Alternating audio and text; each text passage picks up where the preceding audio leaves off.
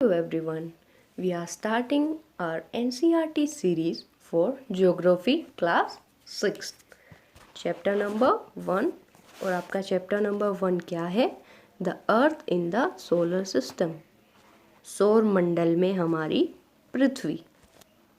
Okay, so let's begin with it. Guys, start करने से पहले ना एक चीज़ बताओ. We all have watched the beauty of sky in the night. Am I right? हम सभी ने देखा होगा, एटलीस्ट डेली नहीं तो तब ज़रूर देखा होगा गाइस आसमान को. व्हेन घर में ना जब पावर कट हो जाता है या फिर अदर सोर्स नहीं होते हमारे पास इलेक्ट्रिसिटी के उस टाइम, कि चलो बाहर का नज़ारा लिया जाए, राइट? सो ऐसे ही ये एक पर्सन है, इनके घर हो गया गाइस पावर कट. ये आती हैं अपनी बालकनी में. सी ऑब्जर्व फ्यू ब्राइट स्टार्स. इन्होंने देखा कुछ बहुत कम तारे हैं आसमान में. सून आफ्टर सी ऑब्जर्व कि भाई ये गाइस, ये आसमान में तो बहुत तारे हो गए, यहाँ एक मून भी आ गया, right? She was wondering that how wonderful sky is after sunset. So guys, ऐसे आपको भी देखना चाहिए. अगर if you have not seen such amazing phenomena of nature, then I will suggest you guys, you must see and observe your surroundings. Because guys, geography ना is all about observation. And देखकर हम ज़्यादा time तक retain कर पाते हैं and चीज़ें एक बेटर वे में हम समझ पाते हैं. Means we will see moon.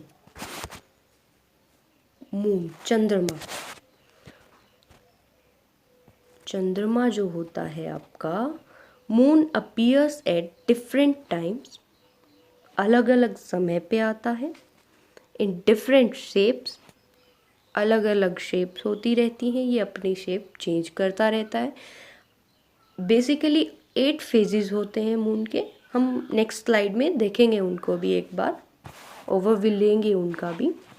At different positions guys, ये अपनी पोजीशन भी चेंज करता रहता है. सो मैंने बोला ना, आपने देखना चाहिए अपनी सराउंडिंग्स को. अगर आप लोगों ने देखा होगा गाइस, तो 15 दिन बाद ऐसा चांद फुल मून निकलता है, पूर्णिमा रात को.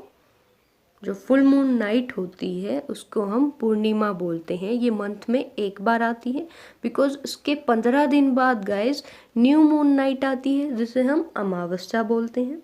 सो बेसिकली पूर्णिमा होता है when earth is between moon and sun and moon appears its fullest.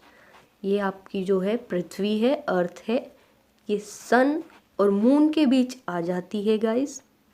तो हम यहाँ से इस मून को पूरा देख सकते हैं, क्योंकि सन की जो रेज होती हैं वो इस पार्ट पे आती हैं इसके, एंड ये पार्ट आपका ग्लो करता है, जो हमें अपनी पृथ्वी पर दिखाई देता है. सो इसको हम फुल मून बोलते हैं. And new moon day guys, new moon day तब होता है गाइस जब आपका मून सन और अर्थ के बिटवीन आ जाता है. Moon is between earth and sun. So guys, क्या होगा, ये जो सन है आपका, ये जो सन है, इसकी रेज डायरेक्ट यहाँ गिरेंगी. ये वाला आपका हिस्सा इल्यूमिनेट होगा, ये वाला आपका हिस्सा डार्क रहेगा. सो इससे होता क्या है, the moon is not visible from earth side. Earth की साइड जो ये बचा हुआ हिस्सा रह गया गाइज, ये ब्लैक रहता है. हमें मून की लाइट नहीं दिखाई देती अमावस्या वाले दिन. And it is the best night to observe stars. क्यों गाइज? बिकॉज मून की लाइट का कोई इंटरफेरेंस नहीं होता इस रात. हम स्टार्स को बहुत अच्छे से देख पाते हैं. क्योंकि क्यों नहीं होता गाइज? जैसे अभी बताया, क्योंकि जो मून की विजिबल साइड होती है वो सन की साइड होती है. जो इल्यूमिनेटेड साइड है आपकी, वो सन की साइड है, अर्थ की साइड नहीं है guys. So we can't see moon. इसलिए उस रात हमें चंद्रमा नहीं दिखाई देता, और वो रात होती है अमावस की रात। ओके, अब एक बार देख लेते हैं ये कैसे मून अपने फेजेस कंप्लीट करता है। बेसिकली ये आपके 6th NCERT में नहीं गिवन है गाइस, बट एक बार आपको ओवरव्यू लेना ज़रूरी है ताकि चीज़ें अच्छे से समझ आएं।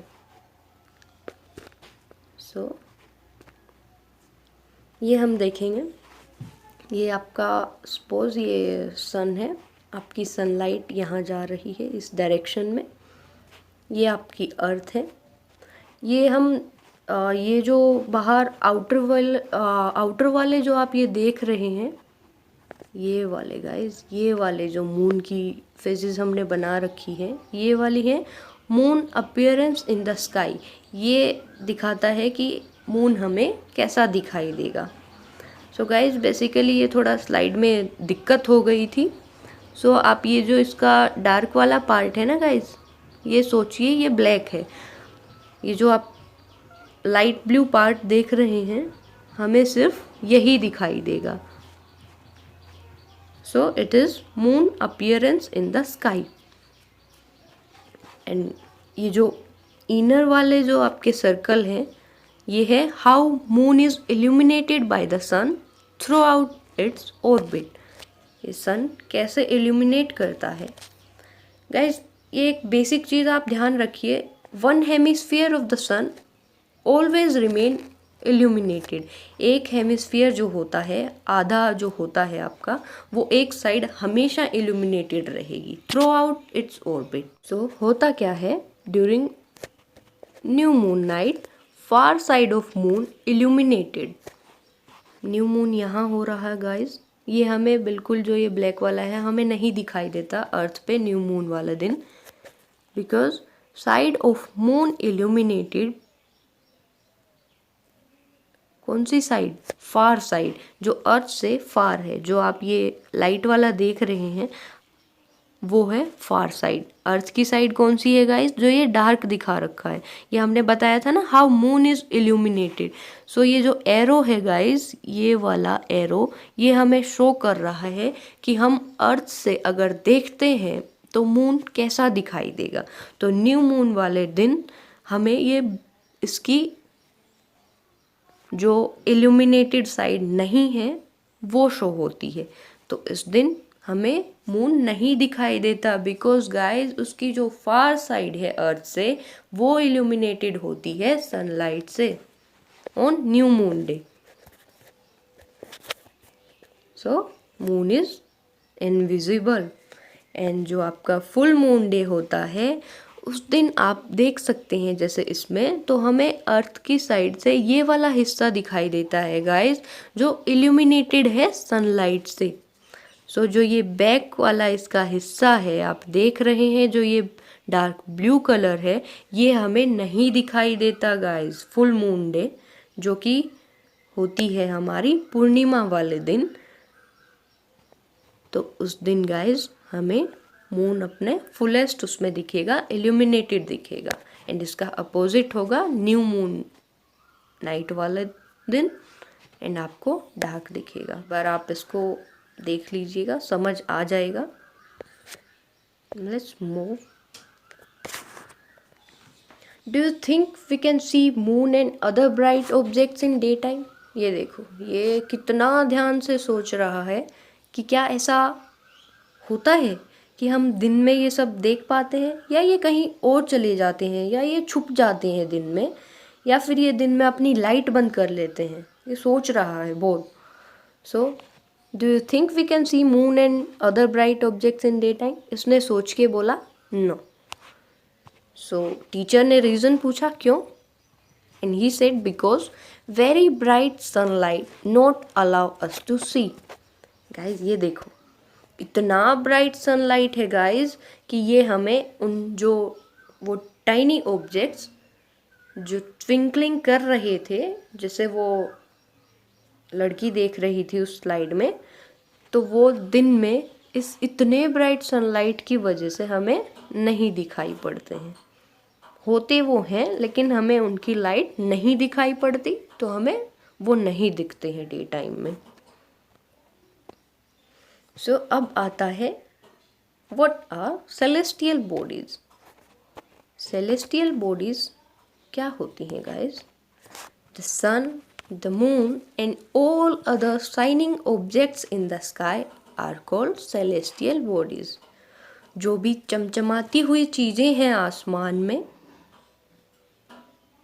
उन्हें हम सेलेस्टियल बॉडीज कहते हैं। Celestial bodies are very big, hot, made of gases, emit their own light and heat। उनको हम बोलते हैं स्टार्स। एंड जो आपका सन है वो भी लाइट एमिट करता है, तो गाइस क्या हुआ? सन भी एक स्टार हुआ। Am I clear? So let's move to the next point, that is what is constellation? Constellation होता है various patterns form होते हैं डिफरेंट स्टार ग्रुप्स द्वारा। Different star groups form various pattern and उन्हीं पैटर्न्स को हम constellation बोलते हैं। एक बहुत ही फेमस एग्जाम्पल है इसका उर्सा मेजर, और हम उसको बिग बेयर भी कहते हैं। Saptarishi is a part of that Ursa Major constellation. Saptarishi basically इसका नाम कैसे पड़ा गाइस? एंशियंट टाइम में 7 जो ऋषिज थे उनका नाम इन 7 स्टार्स पे दे दिया उन्होंने।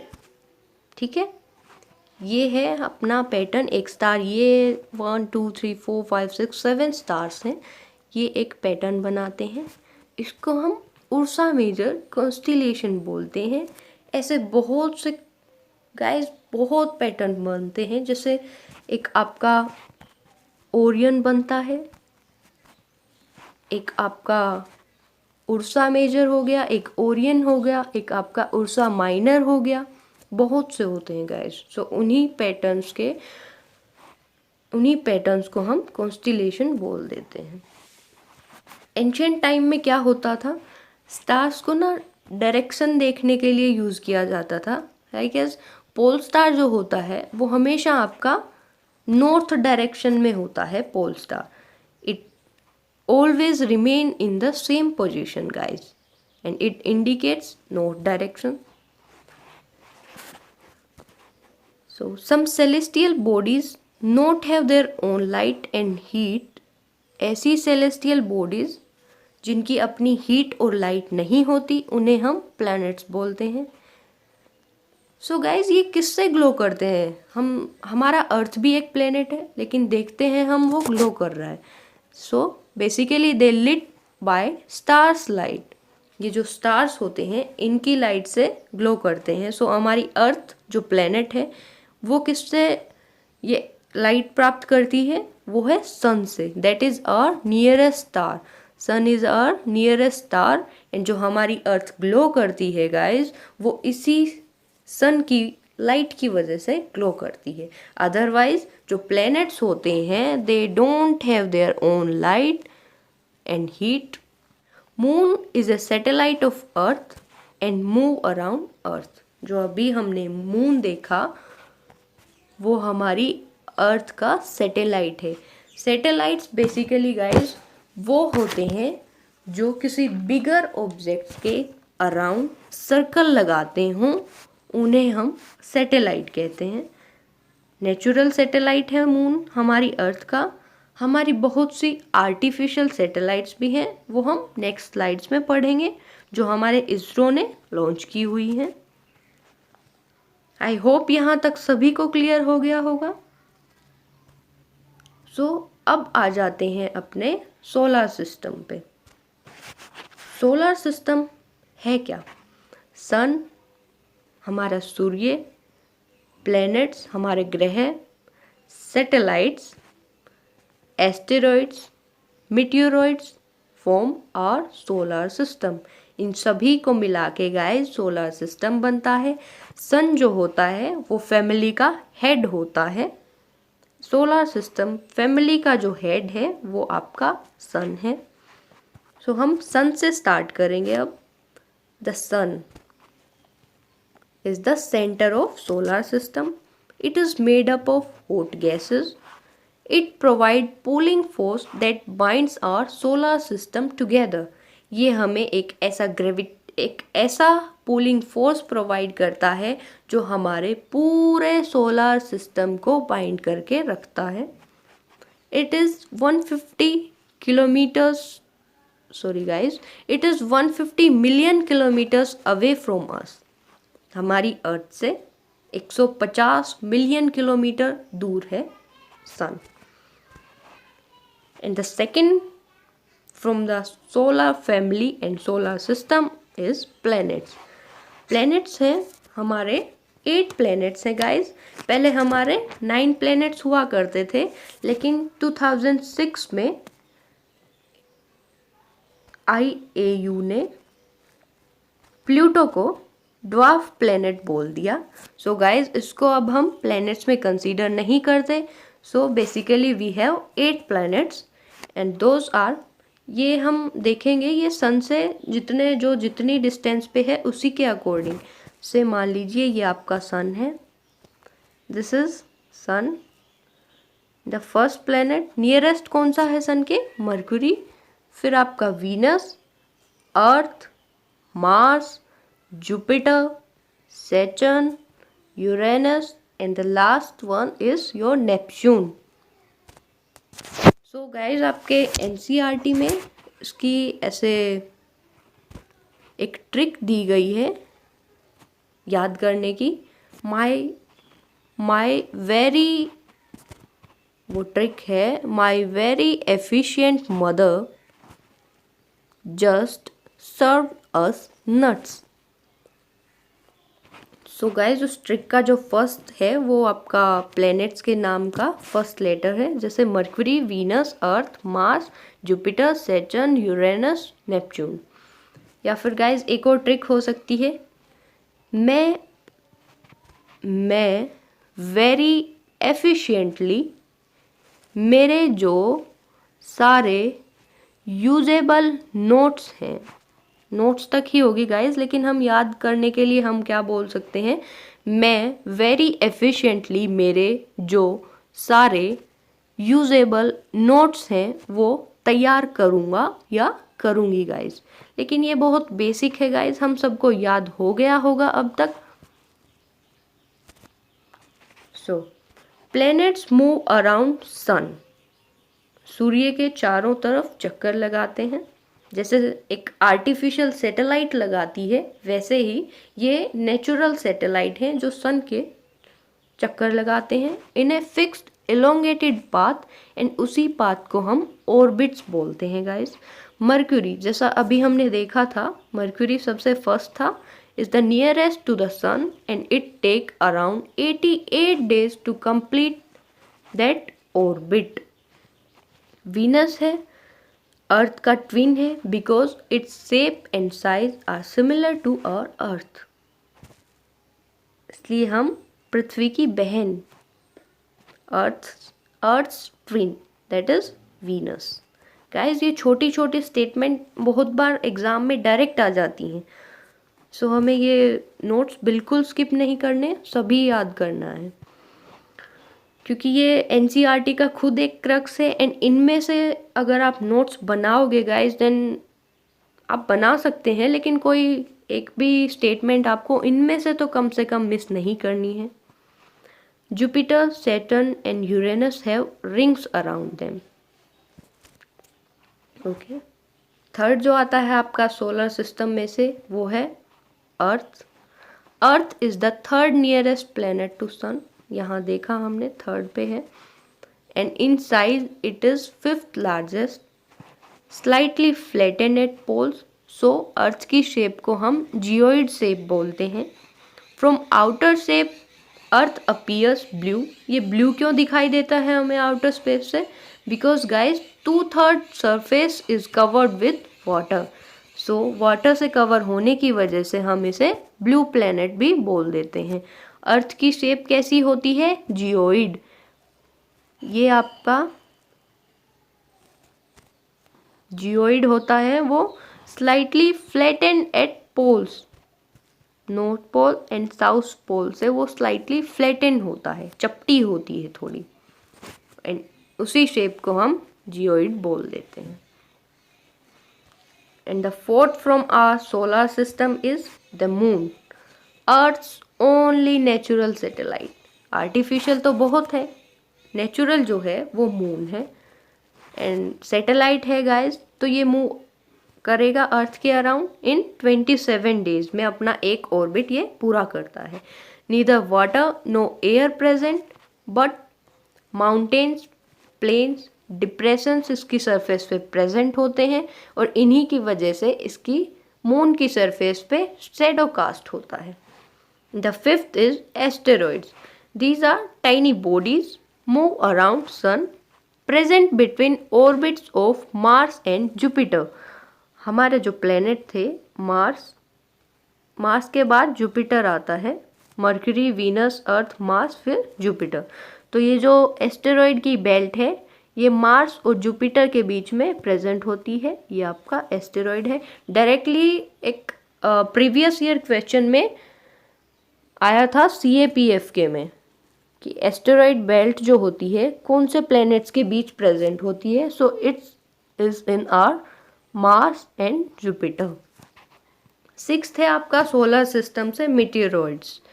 ये स्मॉल पीसेस ऑफ रॉक्स होते हैं, sometimes they came near the earth. ये अर्थ के नज़दीक आ जाते हैं गाइस, एंड इतने नज़दीक आ जाते हैं कि ये ड्रॉप ऑन इट, एंड जब ये एटमॉस्फेरिक एयर के कांटेक्ट में आते हैं फ्रिक्शन क्रिएट होता है। किन्हीं भी दो चीज़ों के कांटेक्ट में आने से फ्रिक्शन होता है, एंड ऐसे ही अगर ये एयर के कांटेक्ट में आते हैं फ्रिक्शन यानी घर्षण क्रिएट होता है। ये हीट हो जाते हैं और ये जल जाते हैं, जिससे हमें लाइट फ्लैश दिखता है एक सडन, या बहुत बार गाइज ये ऐसे गिर जाते हैं और डिप्रेशन क्रिएट कर देते हैं। जैसे अर्थ पे ये एस्टेरॉयड आया और ये गिर गया, यहाँ अर्थ सरफेस पे डिप्रेशन क्रिएट कर दिया इसने। Okay, those who study celestial bodies. Celestial bodies क्या थी guys? They have their own light and heat, उन्हीं को हम सेलेस्टियल बॉडीज कहते थे। Those who study those celestial bodies are called astronomers। और एक बहुत ही फेमस हमारे एंशियंट इंडिया में एस्ट्रोनॉमर हुए थे, उनका नाम था गाइज आर्यभट्ट। सो बेसिकली ये जो हमारा सोलर सिस्टम है वो कंप्लीट हुआ। फैमिली देखी हमने, एक बार स्लाइड से देख लेते हैं गाइज, अच्छे से समझ पाएंगे। ये आपका सन, सबसे नियरेस्ट मर्क्यूरी, वीनस, देन अर्थ, मार्स, जुपिटर, यहाँ आपकी एस्टेरॉयड बेल्ट बताई थी मैंने, सैटर्न, यूरेनस, नेपच्यून। ये हो गए आपके 8 planets.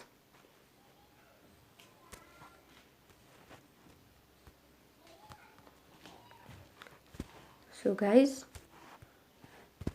whitest broad band across sky is cluster of millions of stars। millions of stars के क्लस्टर को जो वाइट बैंड की तरह दिखाई देता है उसे हम मिल्की वे गैलेक्सी कहते हैं। जो हमारा सोलर सिस्टम है वो इसी मिल्की वे गैलेक्सी का पार्ट है। एंशियंट इंडिया में इस मिल्की वे गैलेक्सी को आकाश गंगा कहते थे, means river of light in the sky. और ऐसी मिलियंस ऑफ गैलेक्सीज प्रेजेंट हैं हमारे यूनिवर्स में। गैलेक्सी में अभी बताया मैंने बिलियंस ऑफ स्टार्स होते हैं, क्लाउड्स होती है, क्लाउड्स ऑफ डस्ट गैसेस, और ऐसे मिलियंस ऑफ गैलेक्सीज प्रेजेंट हैं। So now you guys can correlate हम कहाँ हैं। बेसिकली हम ये वाले हैं, सब अपने आप को रख के देखेंगे, पिक्चर पे ना जाएं। ये है हम, ये हम हैं अर्थ के अंदर, ये है बेसिकली हमारी अर्थ। हमारी अर्थ है सोलर सिस्टम का पार्ट। हमारा सोलर सिस्टम है मिल्की वे गैलेक्सी का पार्ट, एंड ऐसी ही मिलियंस ऑफ गैलेक्सीज मिलके बनाती हैं हमारा यूनिवर्स। सो हम कितने छोटे हो गए यहाँ, बहुत। आई होप सभी को क्लियर हुआ होगा। एंड अब कुछ फैक्ट्स बच जाते हैं, वो देखते हैं हम। डू यू नो वाले facts. Light of sun takes 8 minute to reach earth. ये हमारा सूर्य है, हमारी अर्थ पे इसकी किरणें आने में 8 मिनट लग जाते हैं गाइस।